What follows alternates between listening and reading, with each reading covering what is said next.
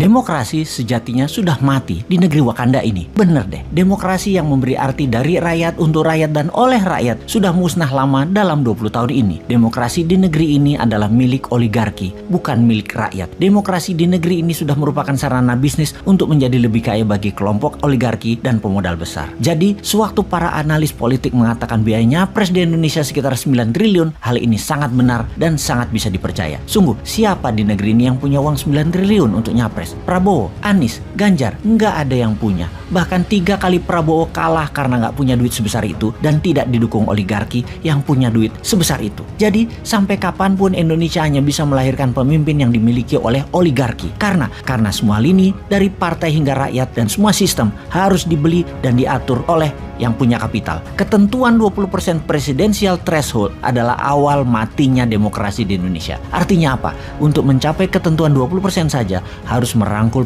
partai lain, dan untuk merangkul ini tidak cuma-cuma, harus bayar mahar. Setelah dapat threshold 20%, apakah sudah cukup? Ya hanya cukup untuk mendaftar ke KPU saja. Perjalanan masih panjang fulus keluar setelah mendaftar dari KPU tersebut. Kita hitung berapa biaya itu. Bervariasi di partai kelas menengah dan atas, paling murah 1 triliun. Di kelas menengah partai minta antara 400 sampai 500 miliar. Plus ada tambahan beberapa kursi kementerian dan jabatan berpotensi menghasil cuan lain yang mereka minta. Bisa dibayangkan dari mana calon capres untuk bisa membiayai mahar partai kalau tidak mencari pemodal. Di sini Indonesia akan selamanya dikungkung oleh oligarki jika ketentuan presidensial threshold tidak 0%.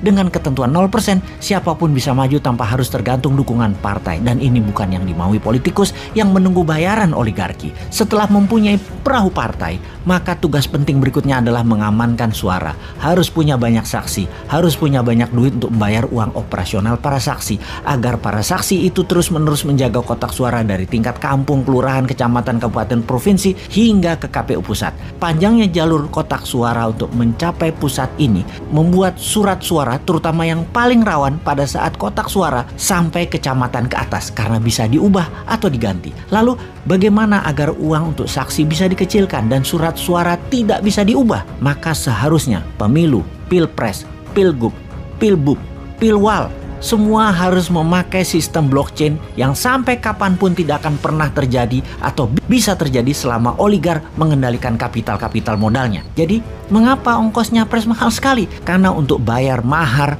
partai, baik partai yang akan jadi pelengkap persyaratan 20% dan juga kolaborasi partai pendukung. Kemudian pos kedua adalah membayar saksi. Pos ketiga yang juga perlu dana besar yaitu untuk sosialisasi dan memframing, seperti membayar pengamat untuk menggiring opini, membayar lembaga survei, membayar iklan terutama iklan TV, membayar konsultan politik, membayar buzzer, mencetak kaos dan berbagai atribut baliho, bendera dan lain sebagainya, serta biaya-biaya posko. Di pos berikutnya yang perlu dana besar untuk membeli suara rakyat adalah di pedesaan. Satu suara itu sekitar 30 sampai 100 ribu rupiah per kepala, dan ini ada bandarnya. Biasanya sang bandar akan menghitung suara di mana yang bisa dan mudah serta murah untuk mereka beli. Sekarang di tahun 2024, siapa capres yang punya 9T? Satu pun nggak ada. Sekali lagi, yang punya duit triliunan itu hanya oligarki. Bayangkan, satu oligarki bisa modali antara 2 sampai 3 triliun selama nantinya kebijakan pemerintahannya akan menguntungkan mereka,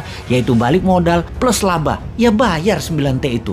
Bagi oligarki, biaya capres yang hanya 9 triliun itu kecil. Jadi, sungguh demokrasi sudah mati di Indonesia ini, yang dibikin oleh pejabat yang berkuasa dalam 20 tahun terakhir ini bersama oligarki. Juga, mulai sekarang kita bisa jelas melihat yang anti threshold 0%, mereka adalah yang anti demokrasi dan mereka adalah agen oligarki apapun alasan mulutnya mengatakan. Singkatnya, mereka antek oligarki. Kalau benar mau demokrasi menang, jadikan threshold 0%, pastikan blockchain sebagai hitungan alat suara, lalu menangkan New Mind di 2024 karena Bosman tidak akan terbeli oleh oligarki. Di kantongnya ada 11.000 triliun.